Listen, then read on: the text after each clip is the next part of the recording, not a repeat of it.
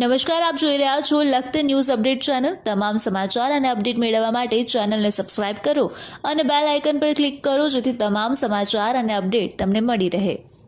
લખતર સમગ્ર ગામમાંથી નીકળતા વરસાદી પાણી નીકળવાની કેનાલમાં ઘાસ બાવળ સહિતના કચરાના ઢગલા ચોમાસા પહેલા સાફ નહીં કરાવાય તો લખતર સમગ્ર ગામમાં નીચાણવાળા એરિયામાં વરસાદી પાણી ઘરમાં ઘૂસી જવાની શક્યતા।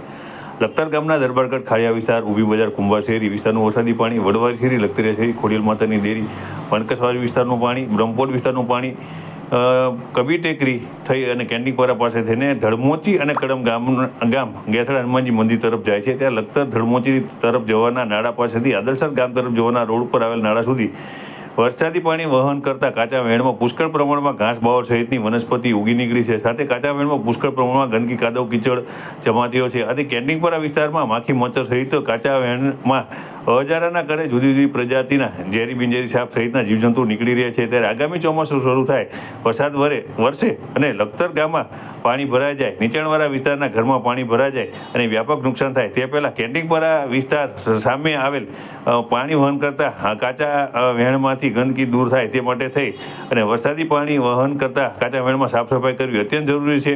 અન્યથા લખતર ગામમાં વરસાદી પાણીના લીધે પૂરેપૂરી તારાજી થવાની શક્યતા છે, કારણ કે ગામની અંદરથી જે વરસાદી પાણી સાથે આવેલો કચરો છે ત્યાં જમા થતા અહીં જગ્યા લોક થઈ જશે।